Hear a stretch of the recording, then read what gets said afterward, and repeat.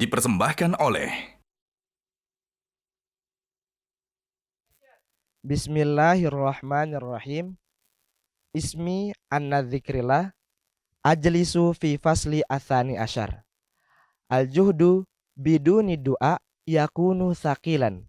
Wad du'a biduni juhdin la yuthmar. Ayahanda, limadha yu'allimuna hadhil qimah ahammiyah at-tawazun bainad ijtihad wad du'a fi hayatil yaumiyah. Oke, syukran Ananda Anas. Namun sebelum saya menjawab pertanyaan ini, bahwa kerja menuntut adanya doa, dan doa harus ditampilkan dalam bentuk kerja, dan harus ada keseimbangan antara doa dan kerja. Namun saya ingin bertanya, ini ada Ananda dari Kamboja. Apakah ada hal yang sama di Kamboja? Ada ayahanda. Min priak nung cet mengklaj tuk lumba. Artinya jika Tuhan ada di dalam hati, kita tidak akan takut. Oh, bagus ya. Terima kasih. Ini kita sekarang tetap setiap tahun ada santri dari luar negeri ya. Timur Leste, Kamboja, Thailand, Filipina, Taiwan, bahkan dari Rusia di pesantren kita ini ya. Benar adanya ya doa dan kerja.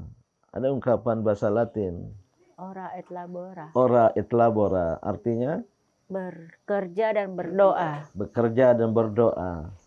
Kita bekerja, berjuang dalam hidup ini harus disertai doa. Baik untuk menambah keberkahan. Berkah itu adalah kebaikan tambahan dari Allah atas kebaikan yang sudah ada dalam diri kita. Ditambah oleh Allah ziyadatul khair. Itulah berkah, mabruk. Maka kerja yang disertai dengan doa seperti pepatah Latin tadi, ora et labora, ya. Bekerja dan berdoa. Ini harus kita tampilkan. Dan juga sebisa sebaliknya, ya. Mungkin bahasa Latinnya labora et ora. Berdoa dan bekerja. Karena jangan hanya berdoa, meminta rezeki, bukan seperti meminta hujan emas dari langit. Tapi harus bekerja. Apalagi di saat ini harus diseimbangkan. Terserah mana yang duluan. Mau bekerja dulu, berdoa. Atau berdoa dulu, bekerja. Atau bekerja sambil berdoa. Jangan lupa Tuhan. Jangan lupa Allah Subhanahu wa ta'ala. Seperti pada pepatah Madura ini, walaupun angin kencang dan kita hanya berselimut angin, walaupun ombak dan kita hanya berbantal ombak, jangan lupa sajadah memayungi kita. Dari Kamboja tadi menarik sekali ya, yaitu jika kita merasa hadirnya Allah, maka kita akan sukses dan tidak akan takut dalam menghadapi kehidupan ini. Oh ya ayahanda, kalau kita melihat di masyarakat, ada sebagian dari kita berpendapat bahwasanya hanya mengandalkan Tuhan tanpa adanya bekerja.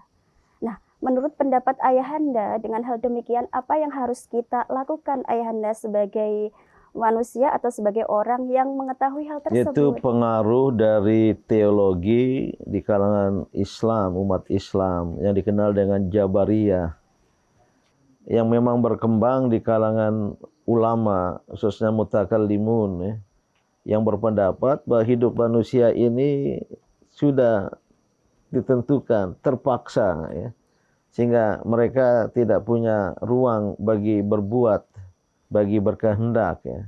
Berbeda dengan teologi yang seberang, free will, free act, dalam arti bahwa manusia diberi kebebasan untuk berkehendak dan berbuat.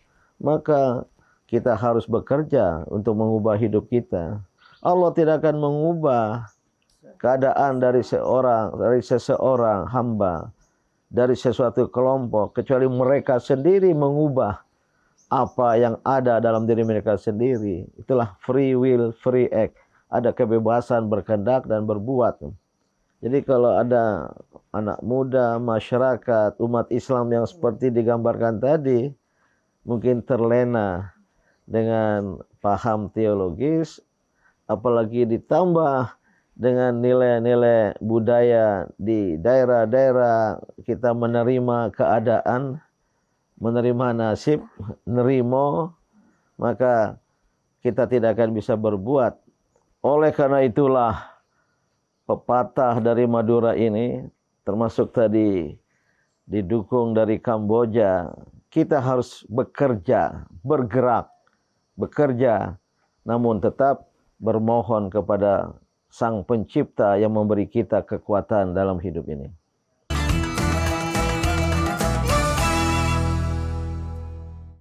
Dipersembahkan oleh